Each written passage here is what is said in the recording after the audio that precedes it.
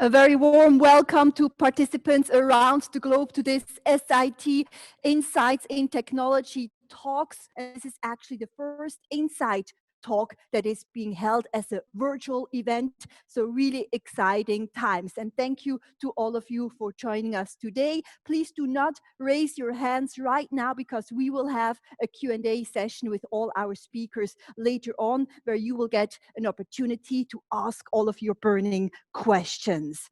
So, thank you for taking the time during quarantine and working from home. We really appreciate it. The topic today is, of course, economics and computing joining hands against COVID-19 to really fight this global pandemic. Now, we really want to grasp this opportunity and see how science and technology can really help to react to COVID-19 and what kind of business solutions can be found. So a couple of housekeeping points for you. First of all, we will have this talk on YouTube a little bit later on, and we will share the link with you as well to watch back again, to share it among your colleagues and friends. Then, as I mentioned, we will have a short 15-minute Q&A session. If you do not get the chance and the time to ask your question, we will be able to answer all of your questions via email a bit later, so feel free to send your question along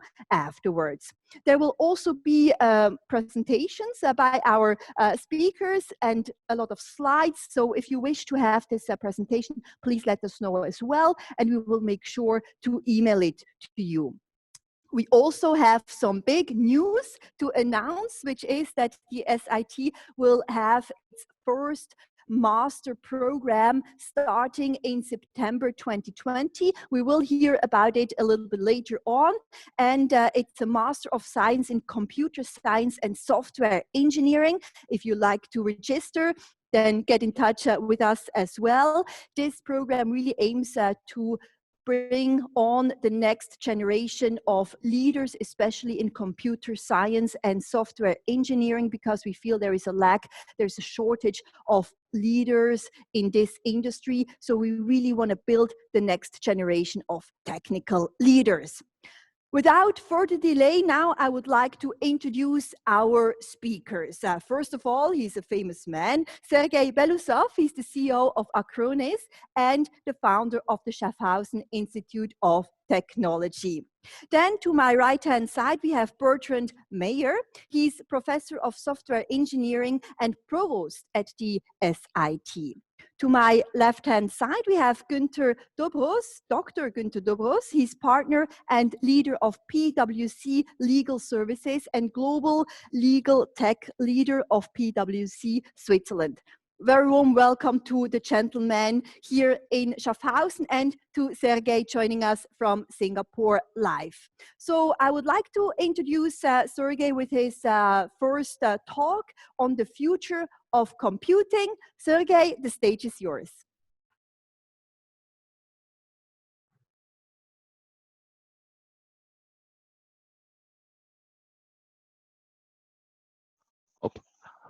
Finally, I'm unmuted. This is the first talk in a virtual format. I'll try to be very fast. So first of all, especially now we know that the physical world is very rapidly becoming digital. And the unique feature about digital workloads, which make them so valuable, is that it's very easy to copy and modify digits. But as a result of it, digital world is very, very fragile. And so with the world being digital, there are now multiple challenges to protect it. One of them, the digital world is increasingly complex. There are more than 50 billion devices, or around 50 billion devices, which are connected somehow to the internet, including about 5 billion computers of different sorts. And this number is growing almost 10x in 10 years to about 500 billion devices. And if today they are in about 10,000 data centers primarily, and in our hands, in the future, they're in about 1 billion different locations, including different smart buildings and factory locations, hospitals, and so on. The second challenge is cost. There is about 50 zettabytes of data today, and this number is growing to about 500 zettabytes of data by 2030, 10x. And so if you pay for your IT per computer or per device, it's a challenge. We are, of course, very familiar with the challenge of security. Digital world can be easily modified and copied. And there is a lot of cyber criminals, and the cybercrime is really industrialized. We are becoming familiar with the challenge of privacy.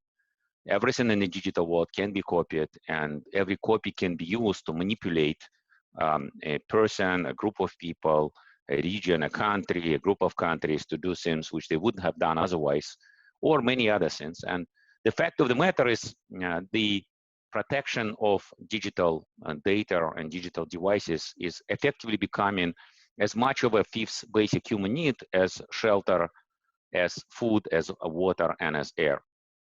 So if you think about it, without air, you can live for about 3 minutes, without water for about 3 days, without food for about 8 weeks. So shelter, it's not so clear, but really in most places, living without shelter is very unpleasant. And the fact of the matter, what we've learned recently, without IT, now there is no food or water, for example. And the fact of the matter is over the last 20 years, IT was steadily becoming more important. But with COVID-19, especially, rapidly, it became completely mission critical. Without IT, the world cannot function. If IT is off, this conference are impossible. If IT is off, most of the jobs which are today moved to remote locations are impossible. Protection of digital world is in some ways similar to protection of physical worlds. And on this slide, I've outlined these similarities. The very important part of protection is prevention. That's what we do now with, for example, quarantine. Not less important is detection. You want to detect what happens to your digital world. The same with, of course, with biohazards. Then you need to respond. And today it's relatively difficult for us to respond to the COVID-19. But luckily, there are many ways we can respond to detected digital challenges. Then in many cases, you need to do recovery. Recovery is very important in both biological and digital hazards, because the faster recovery, the easier it is to deal with it for doctors or IT professionals. And not less important, as we learn, is to do forensic. For example, with COVID-19 pandemic, which is happening today, it is critical to understand where the person got infected to prevent subsequent infection of other people. And the countries which are better off dealing with the virus, countries like Taiwan, for example, are specifically much better with prevention. And so that is what we do in a company I run today, in a company which was founded around 17 years ago, in a company which is headquartered in Schaffhausen called Acronis. We provide applications and services for protection of data, applications, and systems, which ensure safety, so you can recover if something is broken. Accessibility, so you can access your data at any time from anywhere. Privacy, so you can control who has access to your data, application, and system. Authenticity, so you can make sure that the data, application, and system is not modified.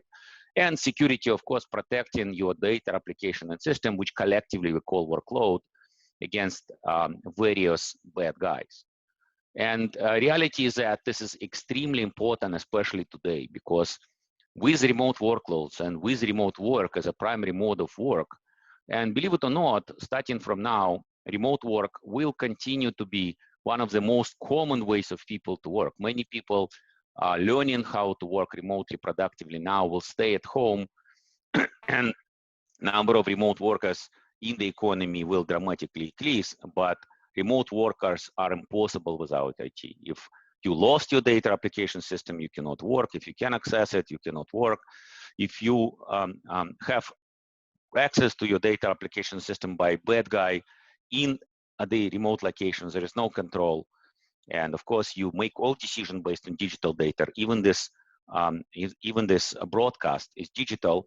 And of course, there is much more challenge from the standpoint of security, because there is no digital perimeter. You're no longer on the safe network. Everybody is in hundreds or thousands of tens of thousands or hundreds of thousands for really large company remote locations. And so that is what Acronis does. In short, Acronis is a leader in cyber protection, AI-powered cyber protection, cyber cloud, and cyber platform. We are a Swiss Singaporean company. We were founded in 2003, and we're headquartered in Schaffhausen, the same place I'm happy to the founding Schaffhausen Institute of Technology. We are not very large, but we're global. We're about $300 million in revenue. We're growing at 50%. Almost every large company in the world uses our software, and we have more than 10 million workloads we protect overall. This is our unique expertise, really our unique expertise in cyber protection, cyber engine, cyber security, and in that respect, specifically artificial intelligence.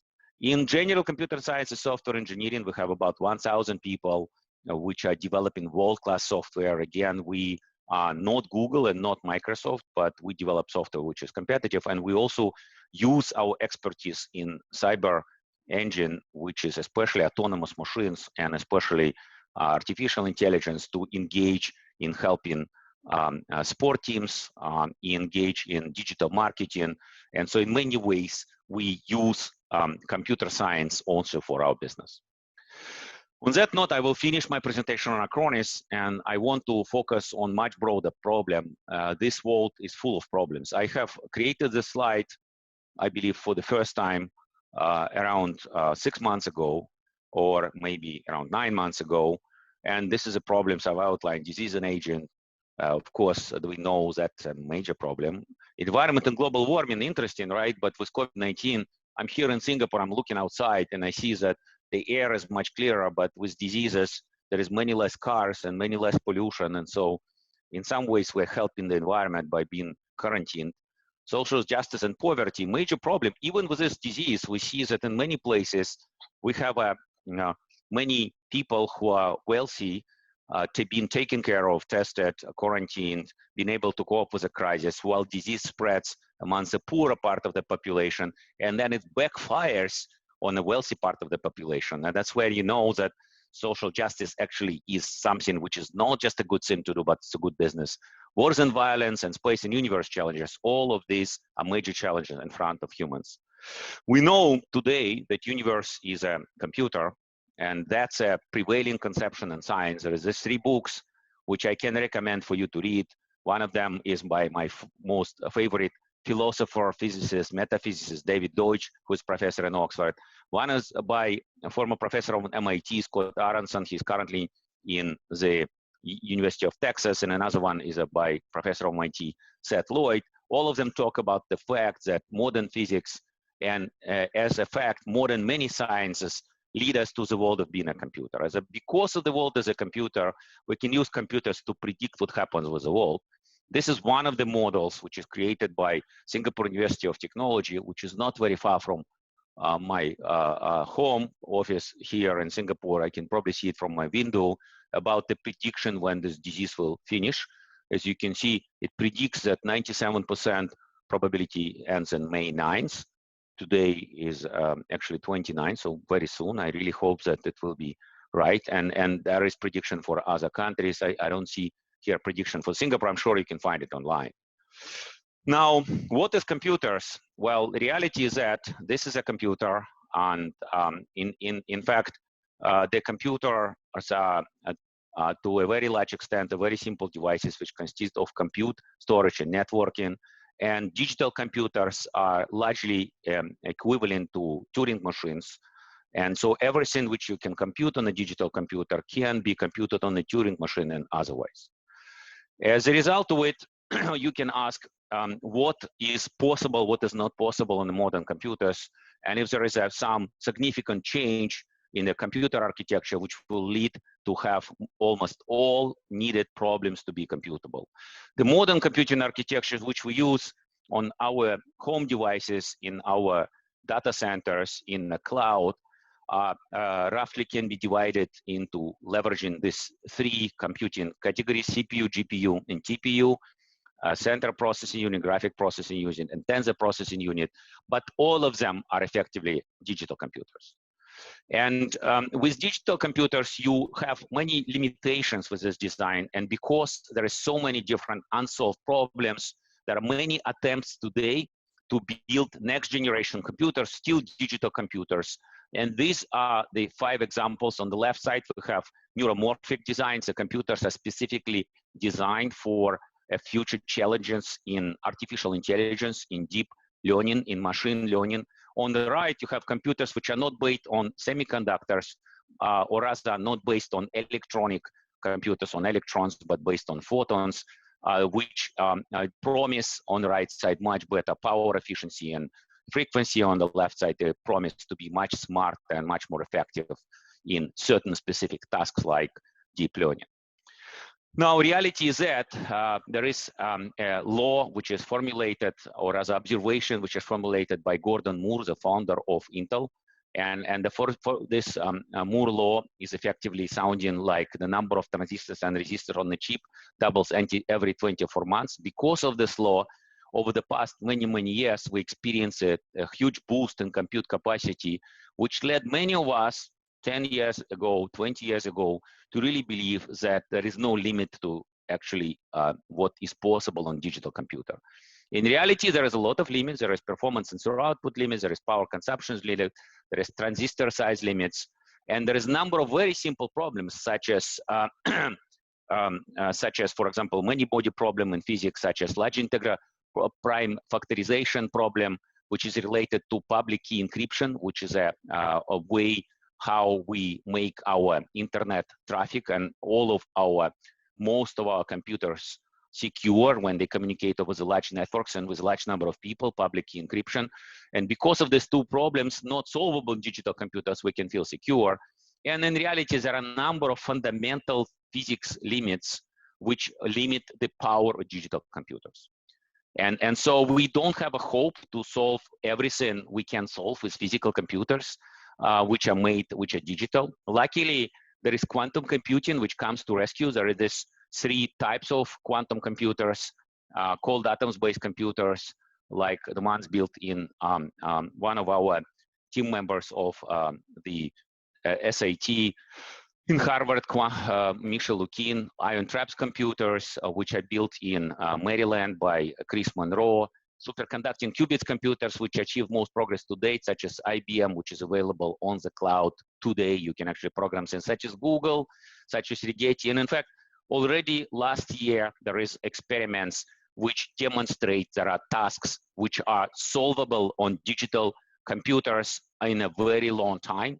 In this particular example, in 10,000 years, and can be solved in less than 200 seconds on a very primitive quantum computer, which demonstrates that quantum computers are possible, and there are tasks where quantum computers are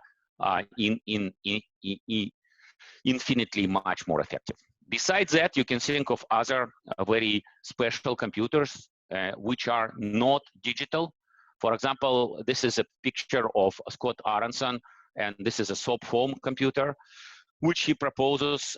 It's an analog computer which can outperform for certain tasks any supercomputer and any number of supercomputers which can possibly place on the source and power with all of the energy waste in solar system. You can come up with a very futuristic design of a relativistic computer where you leave a very powerful computer on Earth and you fly at the speed of light, come back, and your computation is finished. You can demonstrate that in some specific scenarios that can compute virtually anything. You can figure out computing in a black hole, and things like CERN might finally be useful. You can make a very small black hole and you can make a computation which will run in a 10 in the power of 35. You can build computers based on many different nanoscale robots which will self-organize, kind of like in, the Terminator movie. And you can build computers on advanced materials, especially for memory and for specialized computation. One example is a startup which is referred here called Catalog DNA, which is in MIT. Specifically, if you think about ultimate advanced material computer as a human body brain, so think about 200 billion atoms in DNA, 40 trillion cells in human body. About 100 billion of these cells comprise our brain, which are about 100 trillion connections, which actually is only 1.5 kilo and only 10 megabyte power computation. And we still today do not understand how human brain works. And still today, human brain is very much the most sophisticated knowledge creation device which exists in observable universe. And I even pose these three questions, which is in part the questions we will try to answer in Schaffhausen Institute of Technology, which is, do we know all the physics required to understand human brain? Do we know all the physics which is actually happening in the human brain?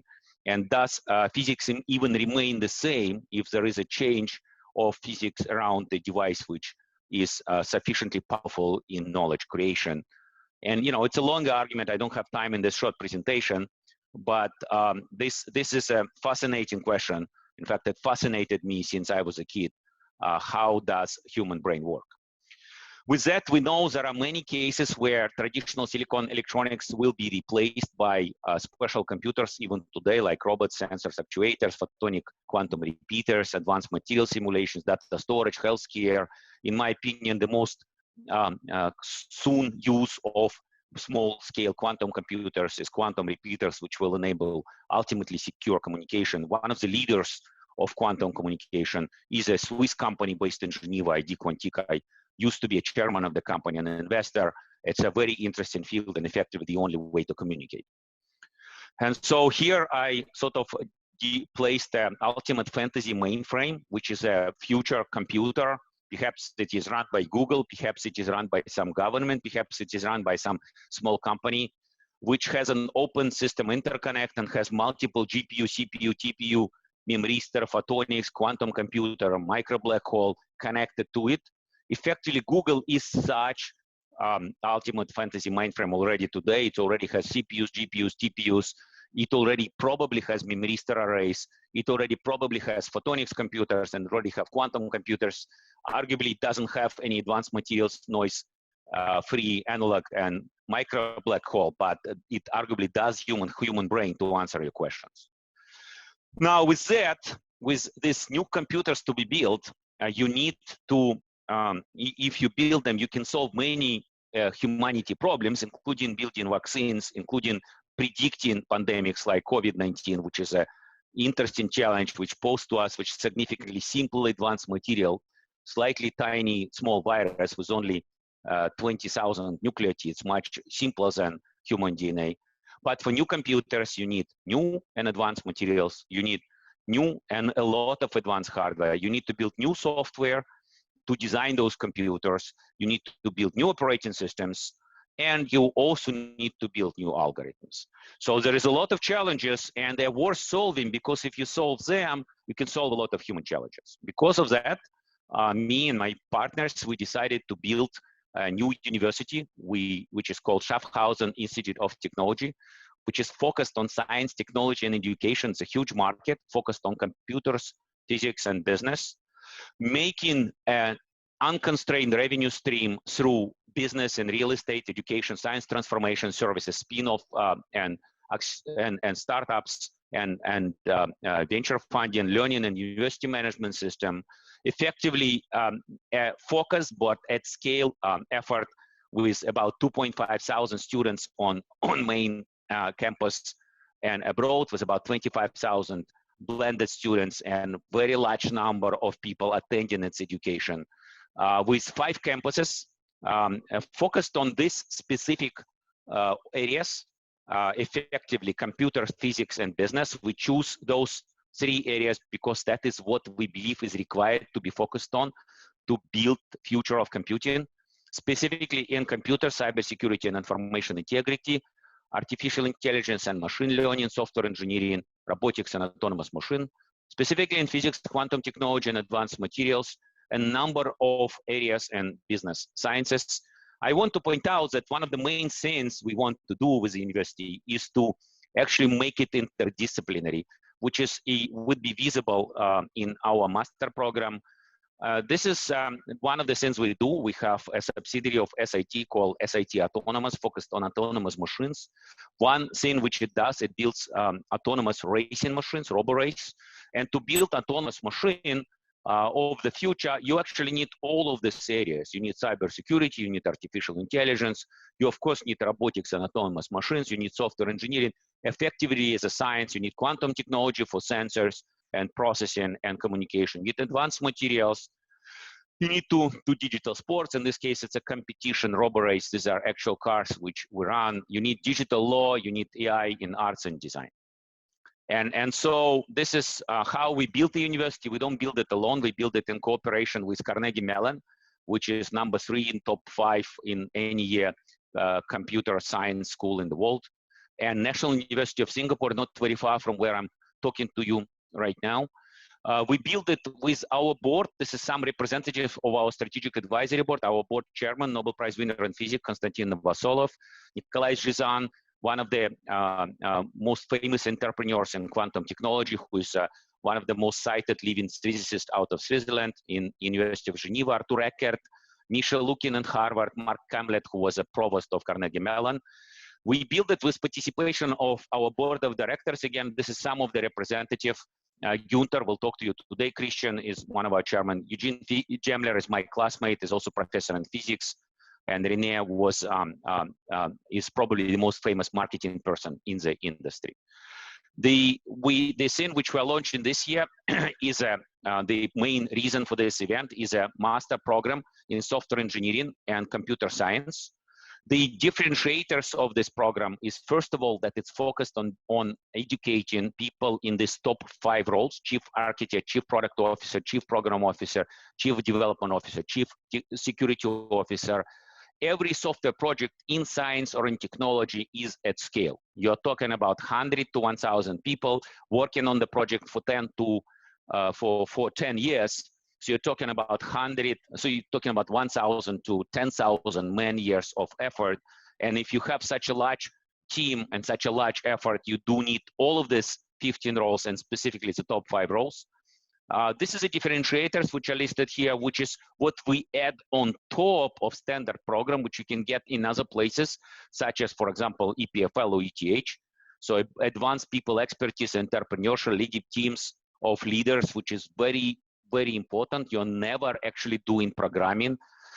Transformational change management, science of people, very important part of building new generation technologies. You don't do it alone. You do it in a group of people, and a lot of what you do depends on how you engage with those people. How are you able to convey yourself and understand them? Business science is very important to build a business. Without business, you cannot actually be successful with any technology, quantum informatics and advanced material science. And we're going to have the 3 programs: Bologna Master, which is normal program, as it is in most of European universities. Leadership Master for people who can only spend about 1 year of full-time effort. We can spread it to 3 years. An Executive Master program, which can be spread over a much longer period of time. And so again, it's for different audiences. I don't want to hold you too long. At this point, I just want to say that you can do this wonderful 5 things. You can become cyber fit with Acronis cyber protection, very important for the modern world. This computer is protected by Acronis Cyber Protect, and without it, using Zoom, WebEx, or Teams, or Google Meet is not safe. Engage with our chairman, Kostya Novoselov, who is building new advanced materials for the future of computing, and more engage with Misha, who's building new generation quantum computers and other quantum technologies. Join us as a researcher or as a faculty or as a sponsor or investor by SIT services. And of course, most importantly, we're looking for people who will join our master programs. We're looking to get 25 to 50 new students to join us in Schaffhausen starting from this year. Thank you very much for listening. This is basically what you need to do if you don't have a Nobel Prize as a faculty. You should join us to have a chance to get a good Nobel Prize in something related to computing, which is effectively related to the future of humans. And this particular guy is an aspiration. He got 2 Nobel Prizes. So everybody who's listening who already have a Nobel Prize, joining us is your way to a second Nobel Prize. Thank you. Very much for joining us. Thank you very much for joining us live from Singapore, Sergei. And don't go anywhere, even if you could, because we have you at 10 o'clock Standard European time for the Q&A. So ladies and gentlemen, be a little bit patient. We have 2 more excellent speakers coming up before we kick off our question and answer session. And with that, I would like to introduce again Dr. Guenther Dobrauz. He is partner and leader at PwC Legal Services, global legal tech leader at PwC Switzerland, for his presentation about the economy shift after COVID-19, appetite for disruption. The stage is yours. Thank you so much, Martina, and big thank you to the SIT for having me today. It's definitely one of the most challenging times we've ever experienced as a human race, but I also believe it brings us closer together.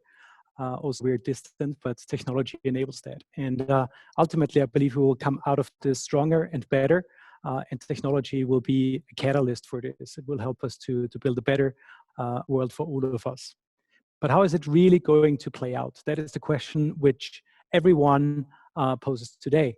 And to be frank, obviously, I don't know. I don't have the answer. My guess is as good as yours, but I would like to share some models, some ideas, which might hopefully inform your thinking and provide a little bit of guidance and help in those difficult times.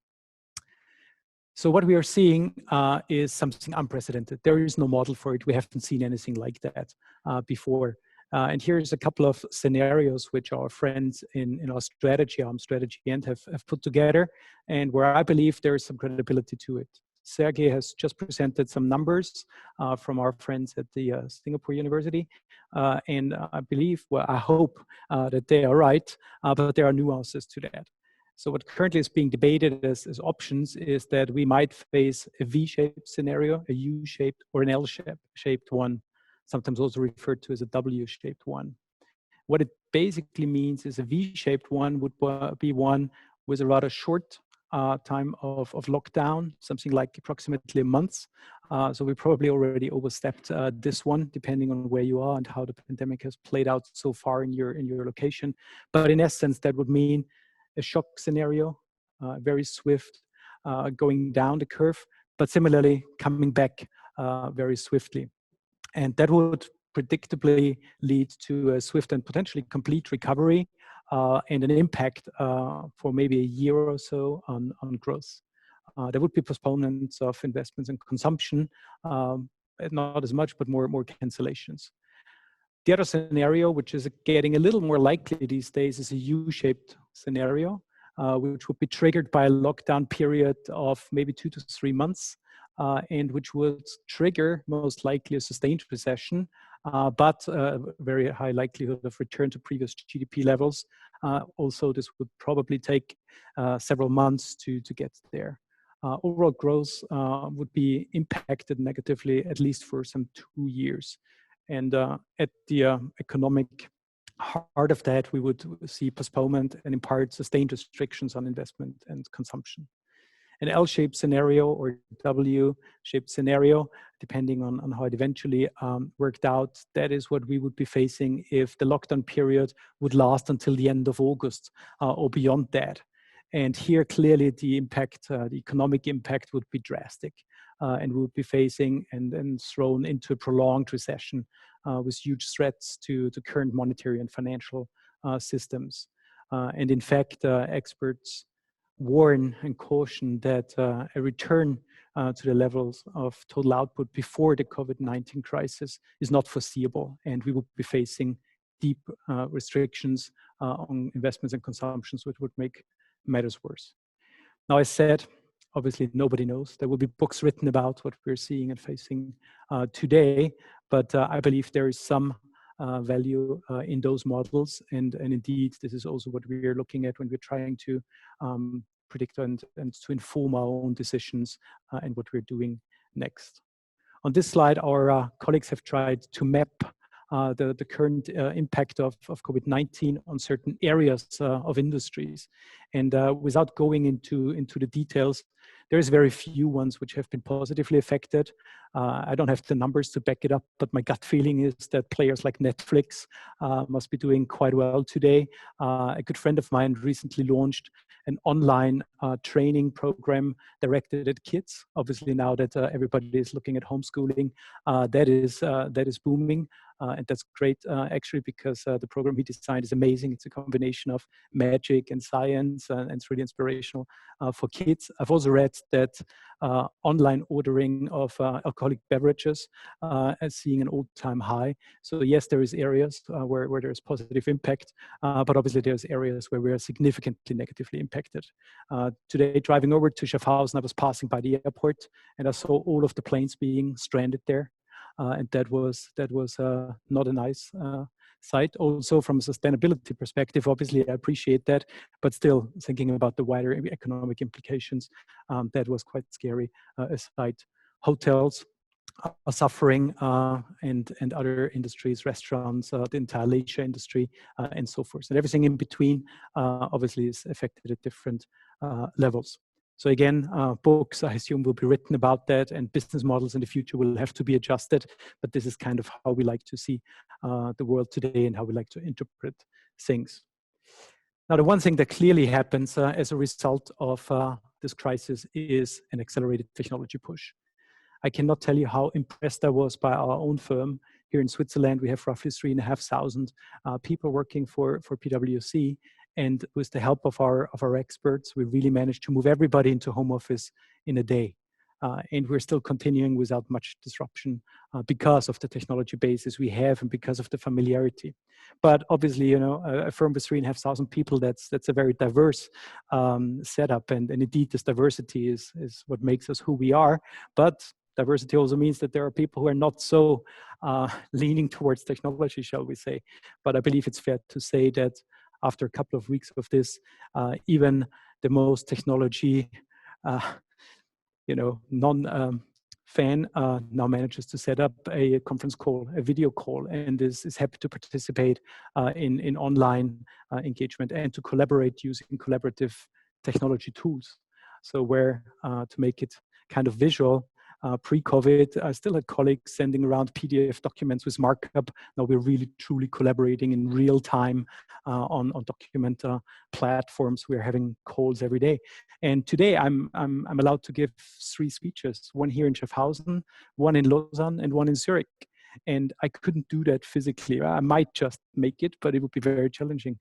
But with the help of technology, we can do that. And I clearly have learned for myself which meetings should have been calls and which calls should have been emails in the first place. So I believe that will have an impact in the way we interact and the way we manage our time.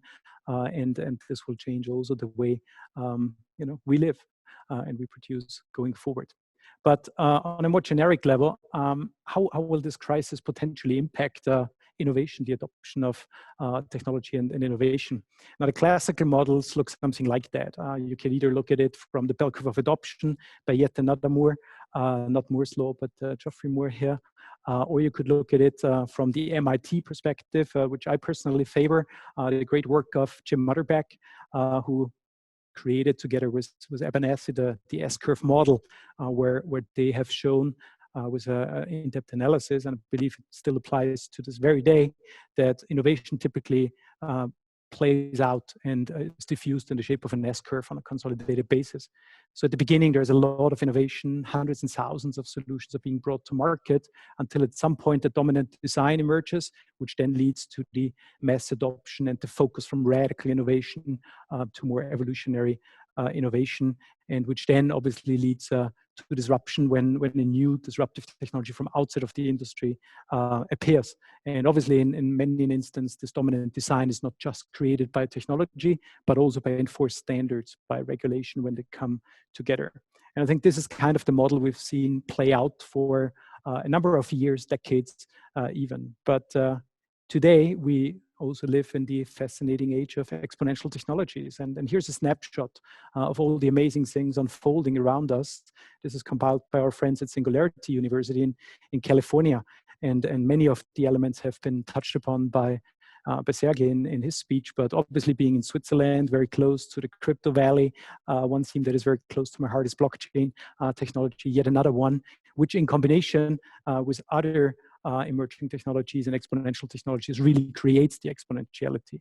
The exponentiality arises from the combination of several of those technologies. So if you couple AI with blockchain, for example, this is when things get really exciting. And if you then throw supercomputing into the mix, this is where we get to the next level also for humanity. So I think it's a privilege to live through the unfolding of just one of those exponential technologies. In my generation, that was the internet. And just think about how transformative that was. And now think about blockchain. And I always like to say where the internet changed the way we interact, blockchain will fundamentally change the way we transact. right? And this is just one example, right? There's many, many more out there to think about. So when we think about exponential technologies already today in the face of the crisis of COVID are being deployed, just some very few examples here. 3D printing, we've seen it being used in Italy to produce elements that were needed for those intense care units where supply chains were interrupted. Drug discovery, which is obviously bringing together firms and people around the world, where advanced analytics and diagnostics and monitoring are being used to bring together data to be faster in comparing and arriving at results. First of all, we are seeing a level of collaboration, which is the core of every human advancement, but we're also seeing a speeding up of processes and of getting to results by using those technologies. I would like to speak an hour just about any of one of these advancements, as they are so fascinating, but it's really just to give you a little bit of insight. Having talked about blockchain, again, a couple of examples here. I'm not going through them, but please do look at the slides if you're taking an interest in there, which is being used. So we are seeing the WHO and other national health agencies coming together, sharing data where blockchain can be of use. The same is true for energy, which is becoming more important, and for retail goods, where we've all been facing the first shock and the first fears of supply chains being disrupted and goods not being available anymore. Again, we're in the very early days of blockchain. It's not about blockchain, it's just one of the things out there, and really it's just solving one computer riddle, but it has this kind of transformative, disruptive element to it if deployed, because it will collapse intermediary kind of structures and create more efficiency, which will affect time to market, trust in solutions being brought about, and so forth. So again, one of those amazing things out there that we have the privilege to behold. Now, most of you will know this slide, and I'm always a bit hesitant to use it because it's statistically wrong, but nevertheless, the core message there is true, and what it's trying to convey, and it's one of those internet memes that have been reposted 1,000 times, is that it took 75 years for the telephone to reach 50 million users, whereas some apps like Angry Bird, managed to achieve the same in roughly a month or 35 days. Now, obviously, that's comparing apples and peas probably, but that being said, because the one is being built on the other, it just shows the overarching dynamic. The uptake is a lot faster, and I believe with this crisis, it will be a lot faster because people have seen the advantages, the possibilities of technology. They're starting to embrace it, and that happens through use and through experience. So I think we are already facing that kind of dynamic, but it will be accelerated.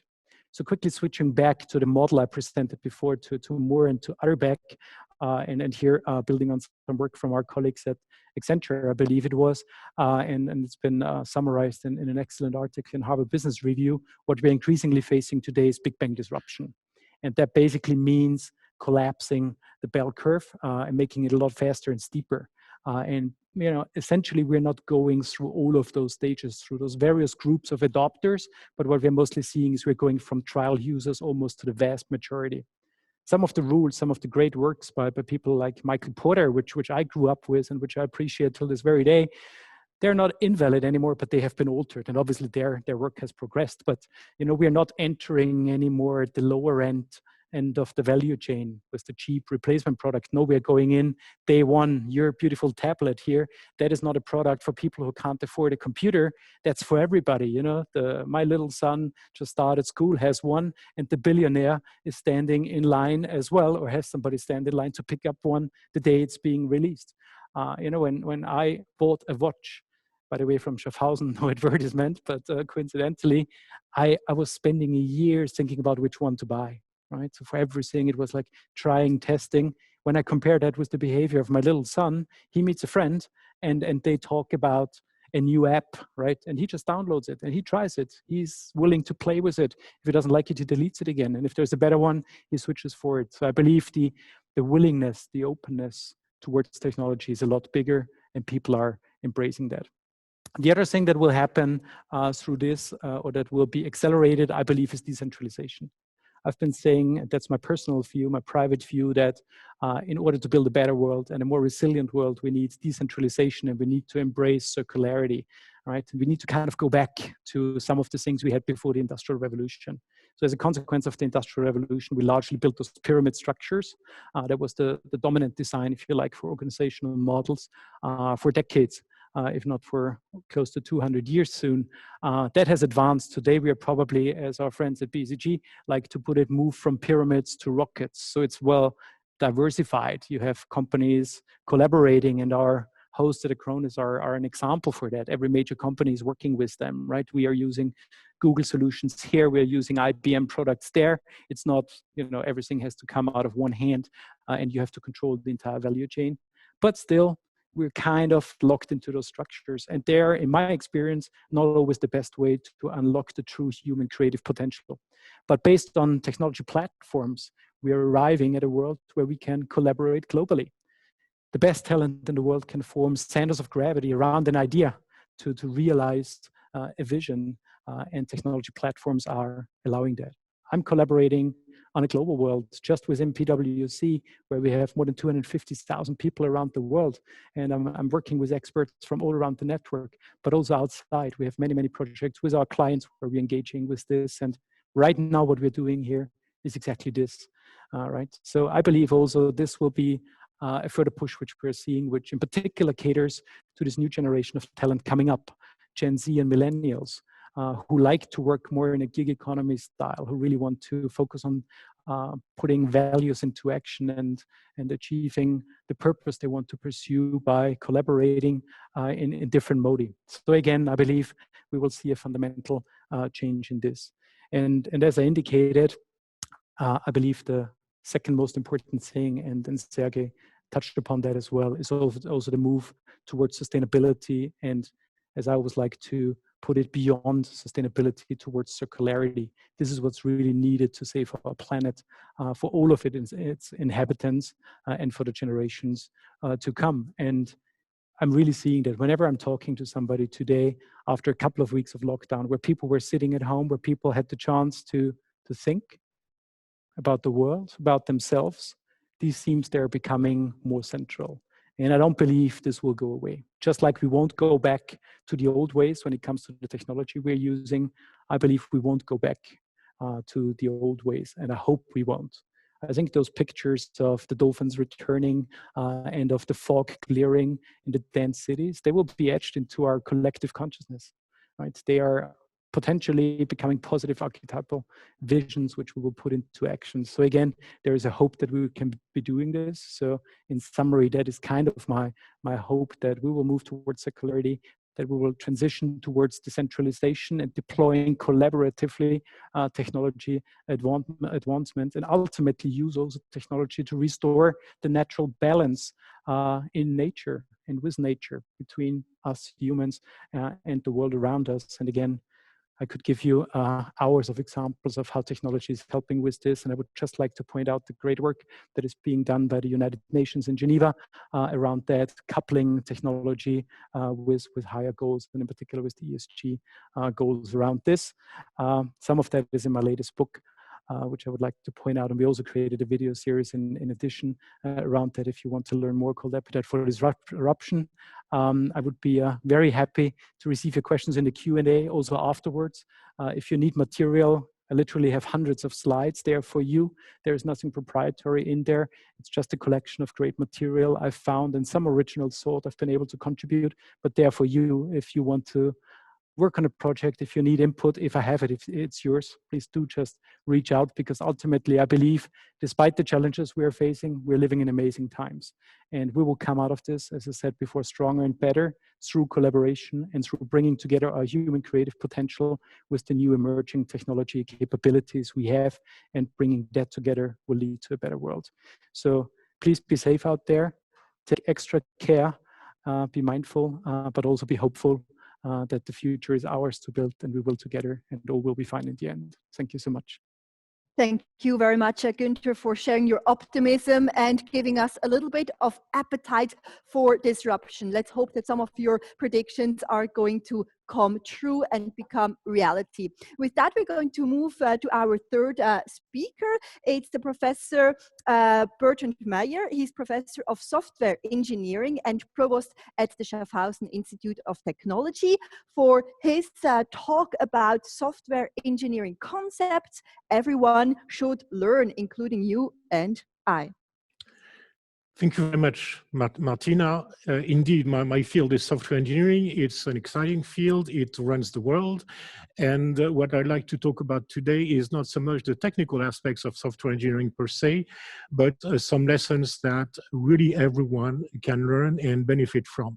So what I have in mind is what we learn from other disciplines. You know, I'm sure that everyone in this audience is intellectually curious and has learned a lot in concepts from biology, evolution, from mathematics, you know, the astounding incompleteness results of people like Gödel or Turing, from physicists, of course. Even if we are not biologists, mathematicians, or physicists, we like to learn from the achievements of other disciplines. And what I'd like to do today is to share a few insights that come from software engineering and which I think are interesting for everyone, whether or not you are in software engineering. These are things that I think everyone should know, you know, bei Jung und Alt im ganzen Land, whether you are in software engineering or not. If you are not in software engineering, I hope you will discover some ideas from software engineering that have a much broader potential. Now, it's not my job to tell you what that potential is. No, it's not the physicists who tell you what the philosophical or conceptual or political consequences of quantum mechanics are. I leave this to you, but I do feel that these ideas have a very, very broad potential. And if you are in software engineering, I am sure you will know a number of the things that I'm going to show, but I hope that you can can make you even more proud of your discipline, because it's not just about coding, it's not just about designing, it's not just about building systems. It's really a number of fundamental insights that we have gained and that we should share with the rest of the world. What characterizes software engineering, apart from the fact that it runs the world, and for example, it's absolutely clear that any solution to fighting COVID-19 will involve at every stage lots and lots of software. Apart from that, what characterizes software engineering is that it deals with major challenges of size, challenges of change, challenges of correctness, and limits that we face. And I'm going to review these four. In general, we deal with complexity. I think software has a good claim to being the science of complexity, the science of dealing with complex systems. First challenge that I'll cover is limits. Actually, Serguei Beloussov in his talk already mentioned some of this. What's really interesting about software engineering is that the problems that we solve in many cases are just impossible. Okay? For example, many practical problems are intractable. Technically, they're NP-hard or NP-complete. What does this mean? It means that it doesn't mean that we cannot find solutions, but we can find solutions that work on a small scale, but then they don't scale up. You know, we can solve trivial sizes for the problems, but we cannot solve the real problems. So examples of these are scheduling. Scheduling is NP-complete, meaning essentially what I just said. Technically, there's no polynomial time algorithm on a deterministic Turing machine, which means basically that if you want to see a solution to a big problem, you won't see it in your lifetime. Boolean satisfiability, you know, finding an assignment of values which will make a reasonably sized logical formula true. By the way, it's sometimes good that some of these problems are intractable. One of them is decrypting modern cryptography. So it's we can in some cases be in fact reassured that this is intractable. In the kind of field that I work on, you know, analyzing programs and trying to find the properties of programs, then it's even worse. Some problems actually are undecidable, meaning that it's been formally proved that they have no solution whatsoever. It's not just that they don't scale up. So for example, finding if a program terminates, or finding if it has common bugs like null pointer dereferencing. This is actually undecidable. Now, you might have noticed that we do software engineering anyway. We write scheduling programs and we use scheduling programs. So what do these impossibility results mean? They mean that essentially we settle for suboptimal solutions. So computer science does not exist without software engineering, in the sense that every practical application involves engineering trade-offs. Another example of an impossible problem is testing. You know, testing is essentially interactable. Take a very simple example. Let's assume that we have two integers and we want to write a program that multiplies these two 32-bit integers. Trivial problem, right? We want to test the result. So we have lots of testers, and they are very fast, so we can check one test per second. This means since we have 2 to the power 64 possibilities, and I didn't even take 64-bit integers, just 32-bit, it means over 10 to the 21st seconds, and the age of the universe is several orders of magnitude higher. So it's impossible to test even such a simple program, such a trivial program. How can we test real programs? Well, by the way, what's interesting about software testing, for those of you interested in the philosophy of science, is that it's the ultimate example of falsifiability in the Popperian sense, right? The testing can show the presence of errors. As soon as you have found an error, you have succeeded, but testing can never show in practice the absence of errors. Now, of course, as you may have heard, people test programs anyway. We actually have a very active testing group here at SIT. So we do testing, but we settle for the possible. Second set of challenges, they have to do with size. Software is big in many dimensions. Source code, size of the team, in many cases, geographical distribution of the team, the number of users, the length of our projects, and so on. So size is something that we deal with all the time, and I would say that we contend with systems of a complexity bigger than just about anything else that humankind has attempted. So how big? You take Boeing, Lufthansa tells us that it's 6 million parts, but that's individual parts, like individual screws. So I'm more interested, if we're comparing with software parts in part types, like a particular kind of screw.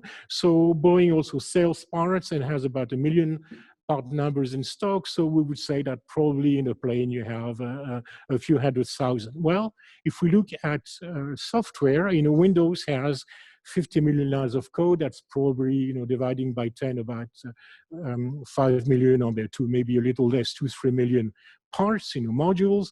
Linux is about half as big, 25 million lines of code. Debian, which includes the Linux kernel plus many applications, have 300 million lines of code. So this is really big. Now, I used to think this is big, and now Google has 2 billion lines of code maintained in one single repository. So talk about big, and I would say some of these are bigger than any engineering artifact that humankind has tried before. Sure, not everyone deals with 2 billion lines of code, but it's pretty common to have a software base managed by a fairly small team of 3 million lines of code, like the one I'm in charge of, Eiffel Studio. That's about the size. So if we look for comparisons, it's not so much in engineering artifacts. It's more in human construction. So if you take a city, then we are about in that kind of range, right? Typical of a big software system, but there's a huge difference, which is that in a city, in a human system, things can go wrong and do go wrong. So at any particular point in time, there's a red light which doesn't work, there's a street which is closed, and still the whole system, the show goes on. In software, you take the binary of Windows, you change one bit, there's a good chance that Windows will not even start at all. So we have what's absolutely unique to software, which is this combination of an extreme size beyond anything we've done before, and an extreme exigency of exactness and correctness everywhere. By the way, this metaphor of code as a city is not just in my head. There are people, some of our colleagues at Lugano, the University of Lugano, who actually have this software tool which visualizes a large software system as a city. Next, a challenge, a change. We deal with change all the time. After all, software is called soft for a reason. We can change anything all the time, and we do. Maybe not all the time we control change, but we have to deal with it.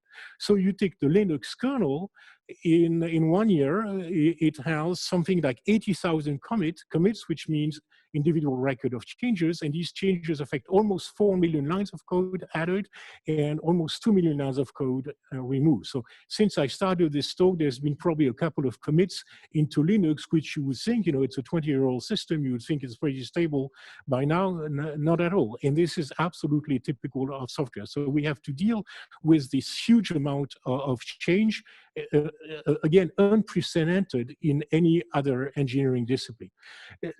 Next and last challenge on my list, correctness. We have all dealt, of course, with programs that do not quite work correctly, and probably you have grumbled, as I do, against the designer of these programs. Why can they not get it right? Well, let me give you an example to drive home the difficulty of getting programs right. I'm taking a trivial example, which is a little program to search for an element in a sequence. So I have a sequence of letters, and I want to search for the letter E. I want to find out if it appears. Well, okay, a trivial algorithm is to start at the beginning. E is not S, C is not E, H is not E, so we continue, and finally we find an E. This works, but it's terrible in terms of efficiency, because for n elements it can have n operations, especially if we don't find the element and we have to traverse the entire list. So a very simple improvement is what is known as binary search, and when I say simple, this is the kind of thing that is taught in high school these days. So it's a very simple idea. So the idea, this assumes that the elements are sorted, in this case alphabetically ordered. So what we do is that we take advantage of this by dichotomy. We shoot in the middle of this interval here. In the middle, we find an F, so we see that E is less than F alphabetically. So the element, if it appears, is going to appear in the lower half, and then we do it again. E is after C, so it's going to be in the upper half of the lower half, and so on. Very quickly, we are going to find that the element is there or not. How quickly? Well, it's easy to see that we get the result positive or negative in at most log in base 2 of n operations, which is, of course, worlds better than the previous one. So this is a very simple idea. Anyone can write a program which does this. So this is a program that tries to do it. You can see in the middle that we divide by 2. Well, this program is wrong. Here's another variant which looks very similar. It's wrong. I had some fun recently publishing a series of blog articles with these successive approximations of the result. This one is wrong, this one is wrong, and finally, here's one that's correct. It looks very much like the others. Well, the others have bugs. This one is correct. Why? So you have to see, with the difficulty of getting such a simple example right, how can it be for difficult programs? And in fact, when the idea of binary search was published for the first time, it took 2 or 3 years before a correct version was published. All the original versions were buggy. So all this suggests that with software running the world, with every one of our efforts depending on software today, and with all these challenges, plus others, of course, that I have not mentioned, without rigorous software engineering, we drown. Fortunately, software engineering brings us a few lifesavers, and what I'd like to do in the remainder of this presentation is to introduce you to a few of these lifesavers. The first one is a structuring principle which has extremely broad application, I would say beyond software. It's information hiding. It answers the following question. Alice and Bob are writing parts of the same system, and these parts rely on each other. So Alice needs to write a part P, which relies on a part Q produced by Bob. How does she do it? Well, she can learn everything about Q, but that doesn't scale up. You're not going to learn the 50 million lines of Windows. only a subset of the properties of Q are important for P. So technique B, Alice could try to figure out that subset, but that's not much better. She still has to discover lots of things. So the real solution, which is information hiding, is that there is a discipline that whereby Bob produces a module, he produces as well a description of that module. So any module, any part, module is technical part for that term for a part in software, has a visible part, public, and a private part, and it is the responsibility of the designer of any software component as part of his professional discipline to specify the small subset of properties which will be public. So you might say, what's so special about software here? We all know about parts or objects and descriptions of these objects, and we don't confuse them. Well, the big difference is that in software we could confuse them. No one in his right mind would confuse a car and a manual for a car. For one thing, you cannot get run over by a car. I'm sorry, you can get run over by a car. You cannot get run over by the manual for the car. In software, it's quite different. In software, actually, the distinction between a pipe and the drawing of a pipe is much more subtle. So, for example, taken from a recent article of ours about a system for landing gear, software for landing gear system for an airplane, here's a program text extracted from that. Here's another program text. Well, no, it's not a program text. It's a description. It's not the car, it's the car user's manual. But what's remarkable here is that it looks deceptively like the previous one. Sorry for my mishandling of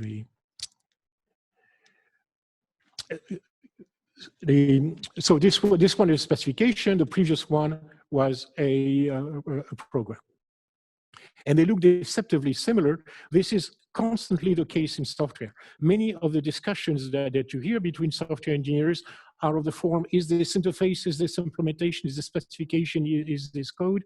Well, this is a question that we face absolutely all the time. Third lifesaver, correctness proofs. I told you that my final program was correct. How do I know this? Well, I know it for sure. In the sense that it's been mathematically proved, it's even been mechanically proved by a computer.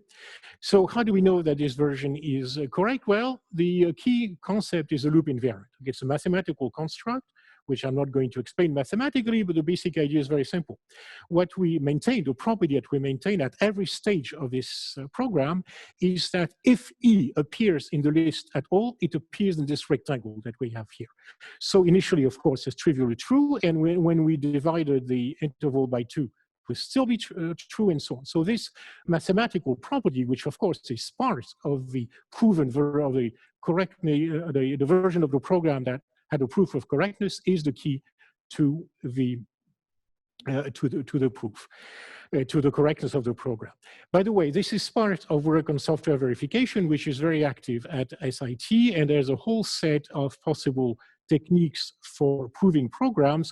What I showed is the one at the top right, program proofs. There's no such thing as a free lunch. It requires a huge annotation effort. You have to write your programs plus annotations like loop invariants. There are also other techniques that require less annotation. And what we're building in my chair at SIT is the software analysis factory, which is basically a workbench to to analyze and prove the correctness of software, which of course is one of these impossible tasks that I described at the beginning. Fourth and last lifesaver, classification. This is something that I guess we learned from our colleagues, the biologists. To tackle complexity, they use classifications, and we do the same. So if you are going to have a system, for example, to manage transportation in a city, you are going to organize your vehicles in a hierarchy like this one, trams, bus, taxis, and so on. Together with techniques like polymorphism and dynamic binding, it yields to extremely productive and extremely elegant solutions.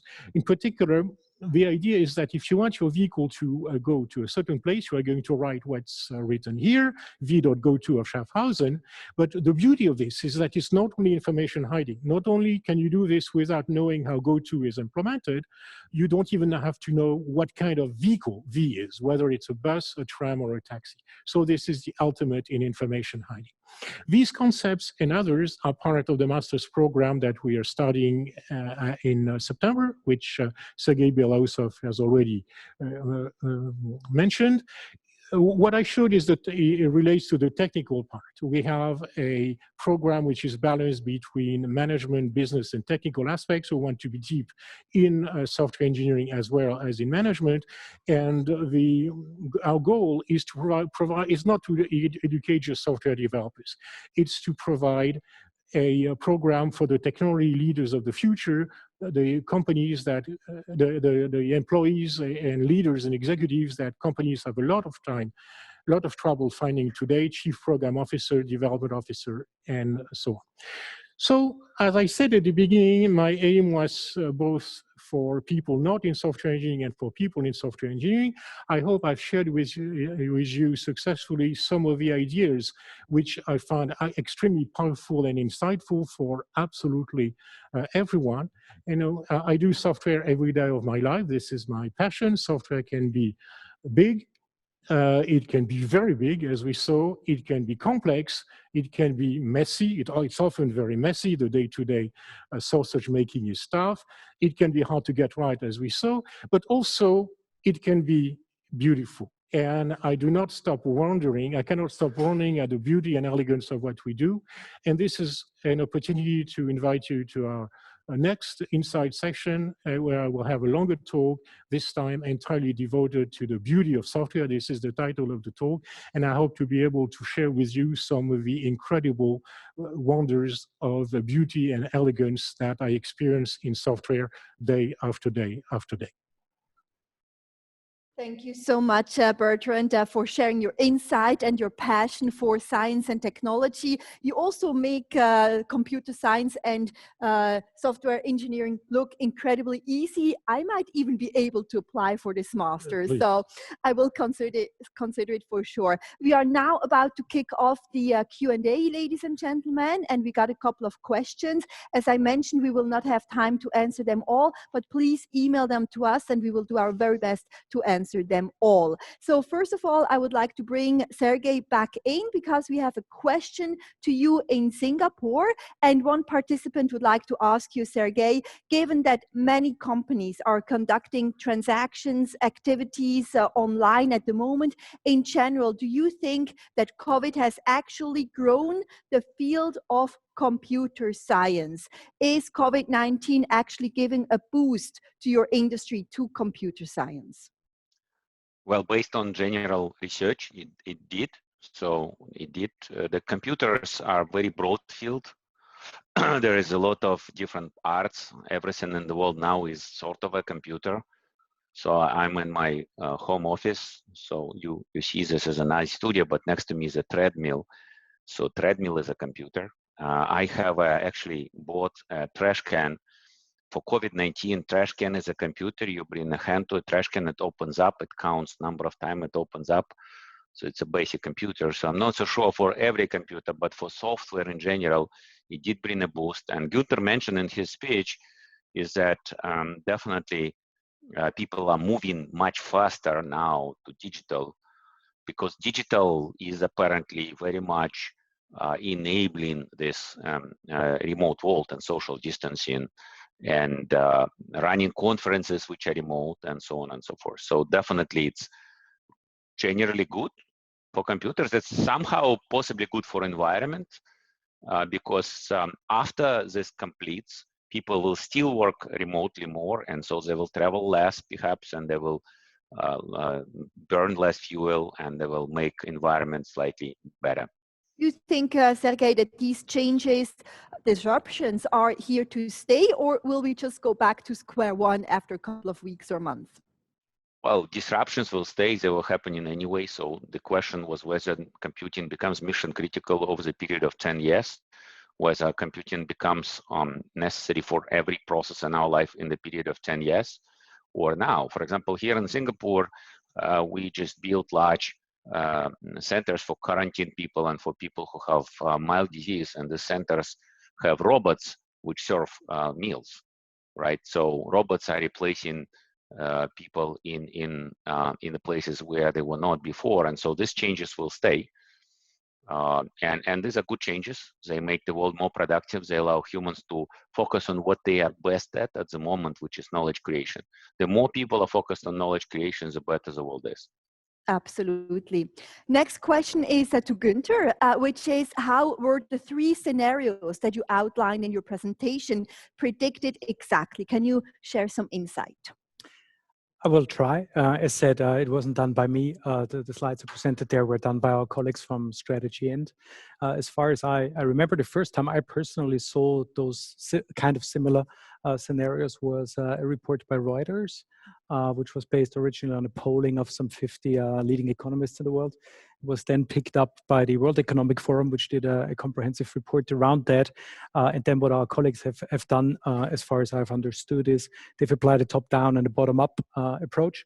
So they did a synthesis of some 85 market studies and views. They did their own calculations. They engaged with chief risk officers, in particular of insurance companies and banks, took their view on board, and then our chief economist with his excellent team basically ran their own analysis. Importantly, and that's something I found very interesting for the impact on various industries. What they did there is they looked into the data of some 42 million companies and did some automated simulations based on scenarios and then brought that together.